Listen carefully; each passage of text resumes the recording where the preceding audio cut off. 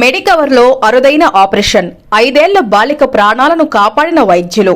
Nellore Medicover హాస్పిటల్లో 5 ఏళ్ల బాలికకు అతి క్లిష్టమైన అరుదైన ఆపరేషన్ నిర్వహించి ఆ బాలిక ప్రాణాలను కాపాడారు వైద్యులు. శస్త్రచికిత్స అనంతరం ఆ బాలిక పూర్తిగా కోలుకుంది.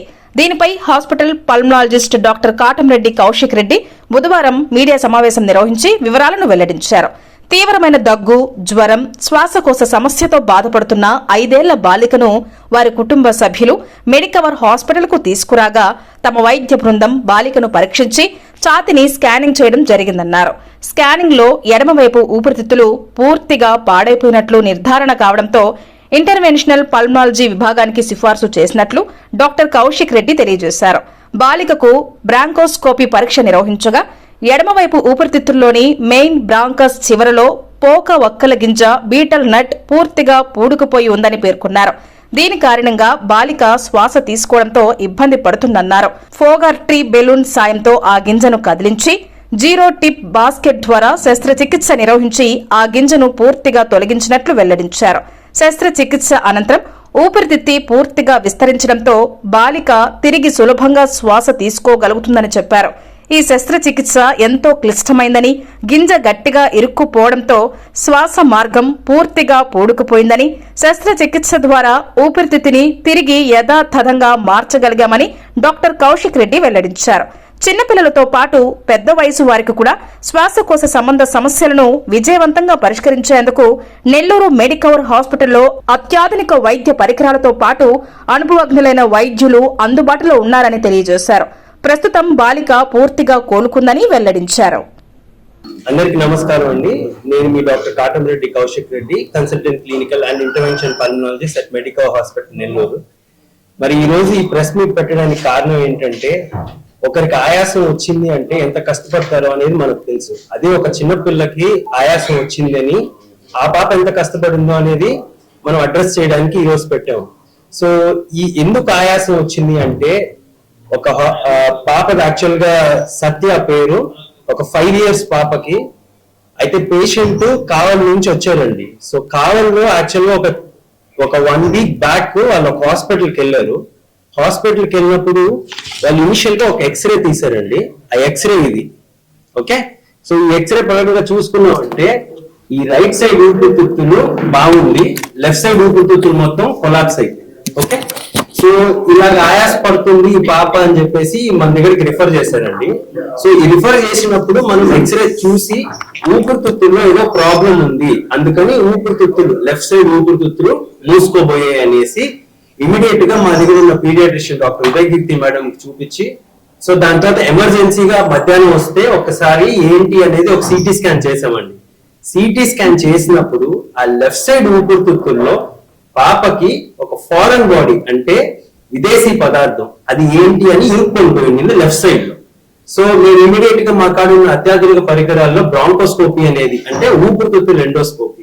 సో ఈ ఊపిరితిత్తుల ఎండోస్కోపీ పీడియాట్రిక్ బ్రాంకోస్కోపీ అంటాము. సో ఈ పీడియాట్రిక్ బ్రాంకోస్కోపీ వేసి ఊపిరితిత్తులను చూసామండి. చూసినప్పుడు అక్కడ ఫారెన్ బాడీ కనిపించింది. అంటే లెఫ్ట్ సైడ్ మెయిన్ బ్రాంకస్ అంటే మెయిన్ ఊపిరితిత్తులు లెఫ్ట్ సైడ్ కి పోయే మెయిన్ గొట్టంలో ఆ ఫారెన్ బాడీ ఇరుక్కొని ఉండింది. సో ఈ ఫారెన్ బాడీ ఇరుక్కోవడం మనం చూసినప్పుడు మనం ఏం చేస్తామంటే ఫస్ట్ ఫారెన్ బాడీని తీయాలి, లేకపోతే ఏమవుతుందంటే లోపల ఇన్ఫెక్షన్ వచ్చేస్తుంది. సో ఆ లెఫ్ట్ సైడ్ ఊపిరితిత్తులు ఇంకా పని చేయకుండా పోతుంది.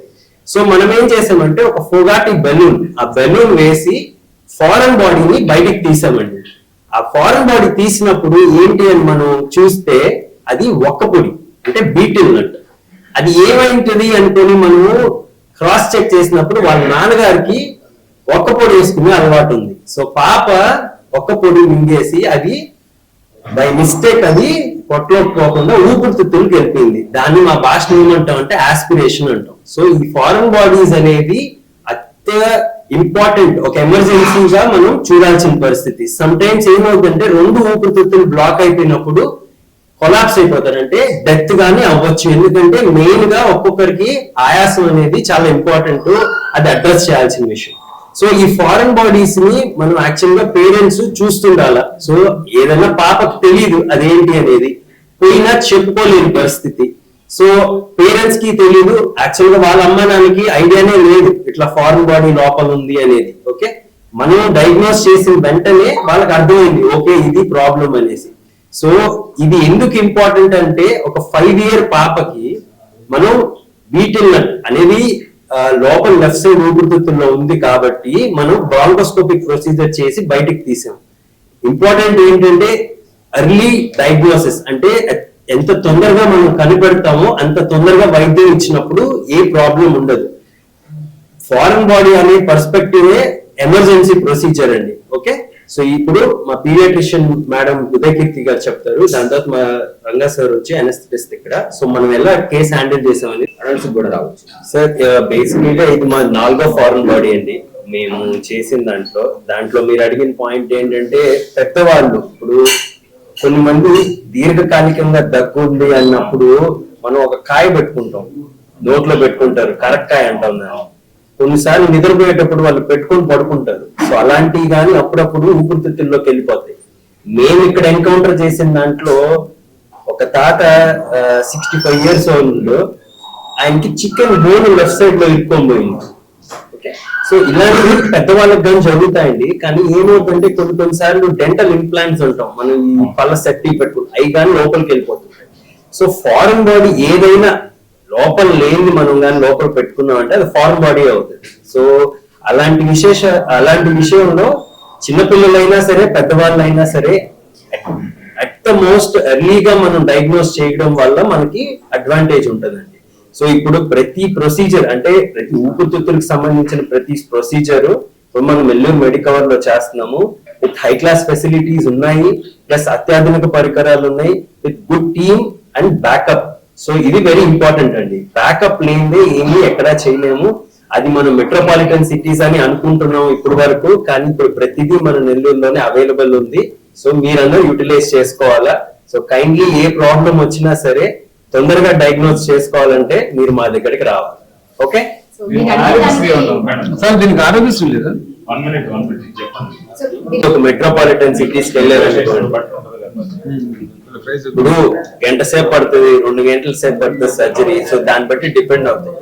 సో కానీ ఇప్పుడు వాళ్ళ ఫైనాన్షియల్ ఎయిడ్ చూసినప్పుడు మనం ఏదన్నా కన్సిడర్ ఇది చూసి మనం చేయాలండి. సో మనకి మనీ ముఖ్యం కాదు, ఆ పాప 5 years తనకెంతో లైఫ్ ఉంది. సో అది ఒక మైండ్ లో పెట్టుకొని మనం ఈ ప్రొసీజర్ చేయాల్సి వచ్చింది. సో సింపుల్ గా తీసాము, సింపుల్ గా పాప బాగుంది, అదొక్కటే మాకు. Money is financial second point. ఇలాంటి ప్రొసీజర్స్ మేము చేయాలనుకుంటున్నాము, కానీ ఏమన్నా ఇబ్బంది అయితే మా దగ్గరకు రండి, మీరు మింగి రావాలని నేను చెప్పట్లేదు. Okay, thank you. నమస్తే అండి, నేను paediatrician doctor Udayakeerthi from Medicover hospital Nellore. ఇందాక సార్ ఎక్స్ప్లెయిన్ చేశారు ఆల్రెడీ ఆ బేబీ గురించి, what all she has gone through, ఎందుకు ఆ సిచ్యువేషన్ వచ్చింది అని. సో నేను మెయిన్గా పీడియాట్రిక్ ఏజ్ గ్రూప్లో ఫారిన్ బాడీ యాస్పిరేషన్ అనేది ఎంత ఇంపార్టెంట్, ఎందుకు అంత అర్లీగా ఇంటర్వ్యూన్ అవ్వాలి అనేది చెప్తాను. సో ఇది ఆల్మోస్ట్ ఈ పాప డయాగ్నోస్ అయ్యేటప్పటికి it was 2 weeks. So 2 weeks నుంచి పాప కంప్లైంట్స్ ఉన్నాయి. సో ఆస్పిరేషన్ అనేది ఎప్పుడో 2 వారాల క్రితం జరిగింది. సో కొన్నిసార్లు ఏమవుతుంది అని అంటే అది ఆల్రెడీ ఒక లంగ్ లో కాకుండా ఇంకొక సైడ్ వెళ్ళిపోయింది కాబట్టి బేబీకి లైఫ్ థ్రెటనింగ్ ఈవెంట్స్ అంటూ ఏమీ జరగలేదు. Suppose it is the big foreign body, అది మెయిన్ ట్రెకియాలోనే ఉండిపోయింది అనుకోండి, ఒక్కోసారి అది లైఫ్ థ్రెటనింగ్ ఈవెన్ డెత్ కూడా అయ్యే ఛాన్సెస్ ఉంటుంది. సో యూజువల్లీ ఈ అవేర్నెస్ ఎందుకు అంటే పేరెంట్స్ ఈ age group particularly 3 to 5 years age group లో చాలా పర్టికులర్ గా నోటీస్ చేస్తూ ఉన్నారు పిల్లల్ని. సో అది ఎక్స్ప్లోరేటివ్ ఏజ్ గ్రూప్, వాళ్ళకి ఎంతూసియాజం ఉంటుంది, ఏం జరుగుతుంది ఏంటి, ప్లస్ పేరెంట్స్ కానీ చుట్టుపక్కల వాళ్ళు కానీ ఏం చేస్తున్నారు అది ఇమిటేట్ చేస్తూ ఉంటారు. సో ఎందుకు ఆ పాప బీటిల్ నట్ తీసుకునింది అంటే ఫాదర్ని చూస్తూ ఉంది, సో తీసేసుకునింది. సేమ్ థింగ్ సాఫ్ట్ ఆబ్జెక్ట్స్ అనుకోండి, అవి స్వాలో చేసేస్తారు. Hard objects only betel nut అనే కాదు, డ్రై ఫ్రూట్స్, పీనట్స్ యూజువల్ ఇవి ఉంటాయి ఫారిన్ బాడీస్ లాగా. సో అవి యాస్పిరేట్ చేసుకుంటారు, అది శ్వాస గొట్టంలోకి వెళ్ళిపోద్ది అనమాట. మనకి గొట్టంలోకి వెళ్ళాల్సిన గొట్టంలో కాకుండా శ్వాస గొట్టంలోకి వెళ్ళి ఇలాంటి సిచ్యువేషన్స్ వస్తాయి. సో అలా వచ్చినప్పుడు ఏం జరుగుతుంది అంటే పిల్లలకి సడన్ గా చోకింగ్ ఎపిసోడ్ లాగా వస్తుంది, పట్టేసుకుంటారు గొంతు, విపరీతంగా కాఫ్ చేస్తారు. అంటే ఎందుకు చేస్తున్నారు, ఇప్పటి వరకు ఏదో నెమ్ముండి జలుబు ఉండి దగ్గు అలా కాదు, ఉన్నట్టుండి నార్మల్ గా ఆడుకుంటున్న పాప బేబీ దగ్గడము. సో ఇలాంటివి ఐడెంటిఫై చేసుకోవాలి, పేరెంట్స్ గమనించుకుంటూ ఉండాలి. ఏదన్నా అబ్నార్మల్ గా అనిపించింది అనుకోండి, ఫస్ట్ ఇమీడియట్ గా పీడియాట్రిషియన్ కన్సల్ట్ అయ్యి ప్రైమరీ ఇన్వెస్టిగేషన్స్ చేయించుకోవాలి. ఇప్పుడు ఈ పాప విషయంలో కూడా ఎక్స్రే చూసాం, ఎక్స్రే చూస్తే నార్మల్ గా చూసాం అనుకోండి ఏం తెలుస్తుంది, ఓకే నెమ్ము ఉంది అని అనిపిస్తుంది, దానికి మందులు పెడతారు. సో యూజువల్ గా జరిగింది అదే పాప విషయంలో కూడా. బట్ దెన్ రెస్పాన్స్ ఉండదు ట్రీట్మెంట్ కి, మనకి ఇన్ని రోజులైనా కానీ ట్రీట్మెంట్ కి రెస్పాన్స్ అనేది ఉంది. సో ఓన్లీ వన్ ఇన్వెస్టిగేషనే మనకి దీన్ని గైడ్ చేస్తుంది, ఏంటి అంటే బ్రాంకోస్కోపీ. ఈ బ్రాంకోస్కోపీలో కూడా ఫ్లెక్సిబుల్ బ్రాంకోస్కోపీ, రిజిడ్ బ్రాంకోస్కోపీ ఉంటుంది. సో మనకి ఇక్కడ ఫ్లెక్సిబుల్ ఉంది, రిజిడ్ బ్రాంకోస్కోపీ ఉంది.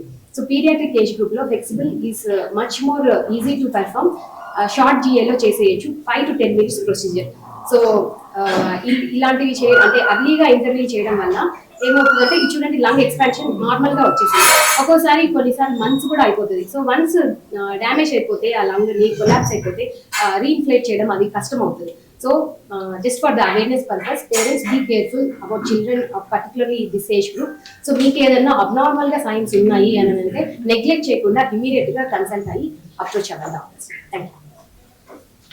అడల్ట్ లో ఫారిన్ బాడీ తీయడం, ఆ స్కోప్, ఆ ఎక్విప్మెంట్ అంతా డిఫరెంట్ ఉంటుంది. పీడియాట్రిక్ కి అంత సన్న విన్ పైప్ లో నుంచి వెళ్ళాలి అని అంటే వెరీ పర్టికులర్, దానికి సైజ్, ఎక్విప్మెంట్స్ అవన్నీ they are available at Medicover.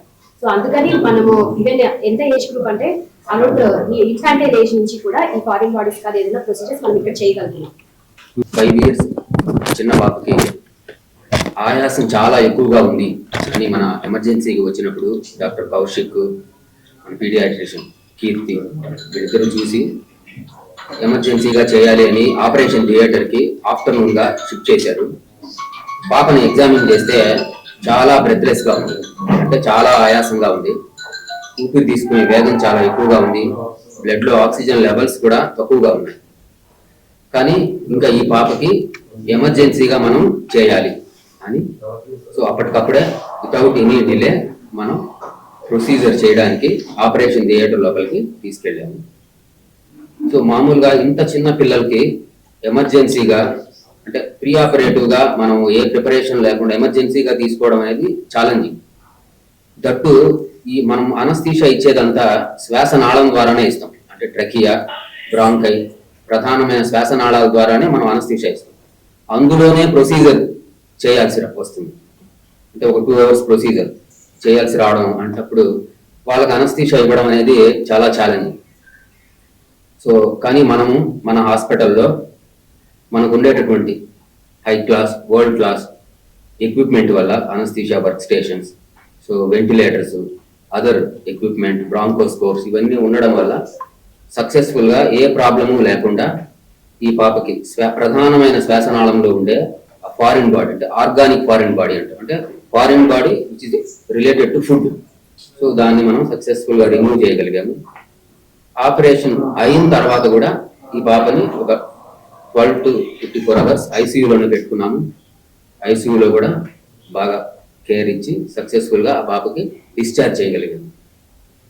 ఇప్పుడు ఈ పాపకి మనము అంత స్పీడ్గా మనం ఇంటర్వ్యూన్ అయ్యి ప్రొసీజర్ చేసి ఫారిన్ బాడీని రిమూవ్ చేయకుండా ఉంటే అది పాపకు ప్రాణాపాయం వరకు వెళ్ళిపోయి ఉండేది, అందులో డౌటే లేదు. మనము మెడికవర్ హాస్పిటల్ నెల్లూరులో పాప ఎమర్జెన్సీకి వచ్చిన తర్వాత ఏమాత్రం ఆలస్యం లేకుండా చాలా వేగంగా ఎమర్జెన్సీగా సక్సెస్ఫుల్గా ఈ ప్రొసీజర్ చేయగలిగాం. అంతేకాకుండా మనం ఈ హాస్పిటల్లో వీళ్ళ యొక్క ఫైనాన్షియల్ స్టేటస్ని కూడా దృష్టిలో పెట్టుకొని వీళ్ళకి ఛార్జెస్ అన్నీ కూడా తక్కువలో మనం చేసాము. ఇలాంటివి చేయాలి అంటే యూజువల్గా పెద్ద సిటీస్కి వెళ్ళాలి, చాలా కాస్ట్తో కూడుకున్నది. కానీ మనం ఇక్కడ వాళ్ళ ఫైనాన్షియల్ స్టేటస్ దృష్టిలో పెట్టుకొని మనం చాలా తక్కువగా వాళ్ళకి అఫోర్డబుల్ ప్రైస్లోనే మనం సక్సెస్ఫుల్గా చేసాం. మాది వచ్చేసి కావలి మండలం, నెల్లూరు జిల్లా, జలదింకి మండలం, కట్టుపల్లి గ్రామం నుండి. పాపకి ఒక 10 రోజుల నుంచి బాగాలేదు, కానీ మేమైతే మామూలు కడుపులో నొప్పి అనుకున్నాము. అలా అని ముందు అక్కడ కావలో చూపించాము, కానీ ఇక్కడ కుదరదు అన్నారు. మళ్ళీ నెల్లూరుకి వచ్చాము, ఒక 4 హాస్పిటల్ తిరిగాము, కానీ పాప మాత్రం బతుకుదు. అమ్మాయికి నెమ్ము ఎక్కువ అయిపోయింది, అంటే ఒక సైడు ఊపిరితిత్తు లేదు అని చెప్పారు. మేమైతే చాలా ఇది పడ్డాము. తర్వాత ఒక డాక్టర్ దగ్గరికి వెళ్ళిన తర్వాత ఇలా నాకు తెలిసిన హాస్పిటల్ ఉంది, మెడికల్ హాస్పిటల్ ఉంది, అక్కడ కౌశిక్ రెడ్డి సార్ అని ఒక అతను ఉన్నాడు, నాకు తెలుసు, అతని దగ్గరికి వెళ్ళండి అన్నారు. సరేనని చెప్పి ఇక్కడికి వచ్చాము. ఇలా కౌశిక్ రెడ్డి సార్ని కలిసాము. ఇట్లా సార్ పాప ఇలా ఉందని సారు టెస్ట్లు అవి అన్నీ చేశారు. చేసిన తర్వాత పాప ఏదో మింగేసిందని వాళ్ళు చెప్పారు, ఇట్లా సర్జరీ చేయాలమ్మా అని చెప్పారు. సరే సార్ మీ ఇష్టం చేయండి, పాపకి ఏమి కాదు అంటే చేయండి అని అన్నాం మేము. సరే అని చెప్పి సర్జరీ చేసిన తర్వాత ఒక్క పొడి అనేది 4 పొలుకులు ఉన్నాయి అమ్మాయి కడుపు, అదే ఊపిరితిత్తులో. అవి తీసి చూపించారు. తీసిన తర్వాత పాప ఏమో చాలా అంటే అంతకుముందు బాగా లేదనమాట. కళ్ళు మూసేయడం అంటే ఆయాసం ఎక్కువ అవడం. అసలు మేమైతే బతికిద్ది అనుకోలేదు. ఇలా మా పాప బతుకుంది అంటే కౌశిక్ రెడ్డి సార్ గారు మాత్రమే కారణం. ఇలా మా పాప ఇలా ఉందంటే జరిగి కూడా ఒక వారం అయింది అంతే, వారం కూడా కాలేదు. ఇలా మళ్ళీ 5 రోజులకి చెకప్ రావాలంటే ఈ రోజు వచ్చాము. ఈ రోజు పాప ఇలా హుషారుగా ఇంత ఆడుకుంటుందంటే ఇది కౌశిక్ రెడ్డి సార్ వాళ్ళ అలా అయ్యింది. అంతేగాని మా పాప అయితే బతికిద్దని మాత్రం అనుకోలేదు. ఇక్కడికి వచ్చిన తర్వాతే మాకు నమ్మకం వచ్చింది. ఇక్కడికి వచ్చిన తర్వాత అంటే పాప ఇలా చూసిన తర్వాత బాగుంది అన్నారు సార్ వాళ్ళు. అసలు ఒక సైడ్ అయితే మా అమ్మాయికి నిమ్మనే అనుకున్నాం మేము కూడా. వాళ్ళందరూ అలా చెప్పేసరికి మాకు తెలియదు అలా మింగిందని. సార్ చెప్పిన దాకా మాకు అసలు అలాంటివన్నీ ఏం తెలియదు. సార్ చెప్పిన తర్వాత అర్థం చేస్తారు ఇలా మింగిందని. అసలు పాప అయితే కళ్ళు కూడా తెరవలేదు, కళ్ళు మూసేసి ఆయాసంగా అంటే పైకి కిందకి హార్ట్ ఎలా కొట్టుకుంటుంది అలా కొట్టుకుంటూ ఉంది. సార్ వాళ్ళు ఇంక ఇక్కడికి రాగానే ట్రీట్మెంట్ మొదలు పెట్టారు. ఉదయం సర్జరీ జరిగింది, సాయంత్రం కల్లా మా పాప బాగుంది, ఇంటికి తీసుకెళ్ళమన్నారు. ఇంటికి తీసుకెళ్ళిన తర్వాత ఎలాంటి ప్రాబ్లం లేదు, చాలా బాగుంది. మళ్ళీ ఈరోజు తీసుకొని వచ్చాము, చెకప్ రమ్మన్నారు. ఈరోజు తీసుకొని వచ్చాం కౌశిక్ రెడ్డి సార్. కానీ ఇలా మా పాప బతుకుంది అంటే ఆ సార్ వల్లే కారణం. దయచేసి ఎవరైనా కానీ ఇలా మా పాప లాగా ఇలా కానీ ఉంటే తొందరగా హాస్పిటల్ తీసుకురండి. ఎందుకంటే మా పాప లాగా ఇంకొక పాపకి ఎప్పుడు ఎలాగ కాకూడదు. అందుకోసం నేను ఇట్లా మాట్లాడాలని అనుకుంటున్నాను.